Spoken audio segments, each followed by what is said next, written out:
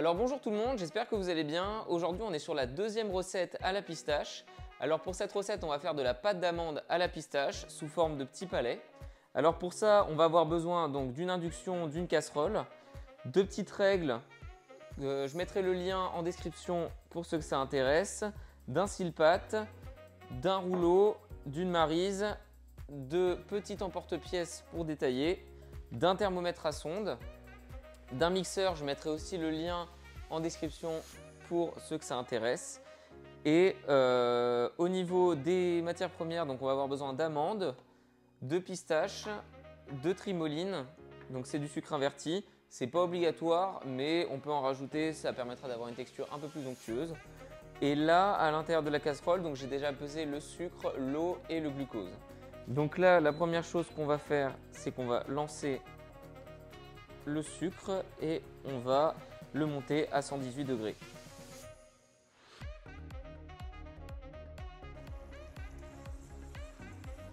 Donc là, on a notre sirop qui va arriver bientôt à 118 degrés. Donc là, on va mettre les amandes et la pistache à l'intérieur du mixeur.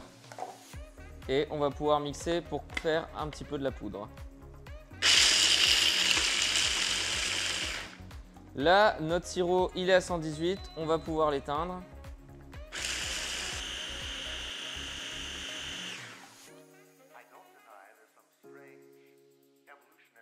On va pouvoir retirer du feu et verser à l'intérieur de du mélange poudre d'amande pistache.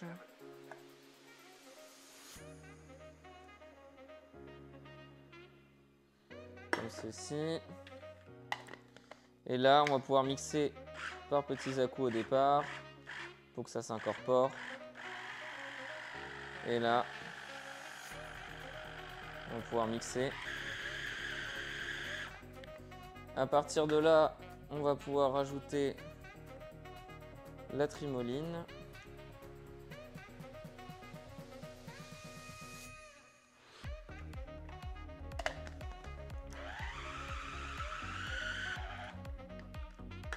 Et dès qu'on a obtenu cette texture-là, on va pouvoir l'amener sur le sile-pâte et retirer la pâte d'amande qu'il y a à l'intérieur.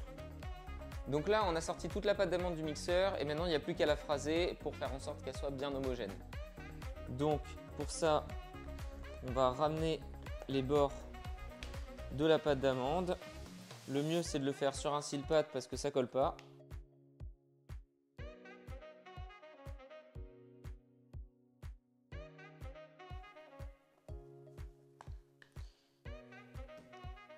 Et donc là, à partir du moment où on a cette texture de pâte d'amande, donc bien onctueuse et surtout bien homogène, on va pouvoir mettre les petits réglets de chaque côté.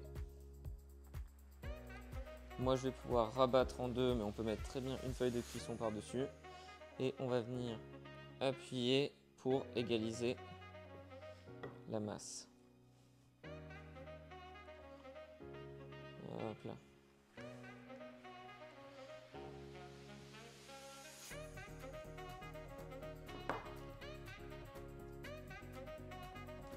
Donc là, on vient d'étaler la pâte d'amande, on va juste la laisser reposer pour qu'elle sèche légèrement et qu'on puisse la détailler parfaitement. Donc là, ça fait à peu près 45 minutes, 1 heure que la pâte d'amande a reposé. Donc là, elle a durci, le sirop de sucre a refroidi et les fruits secs aussi. Donc là, elle est parfaitement détaillable. Donc on va venir avec l'emporte-pièce détailler des petits cercles de pâte d'amande.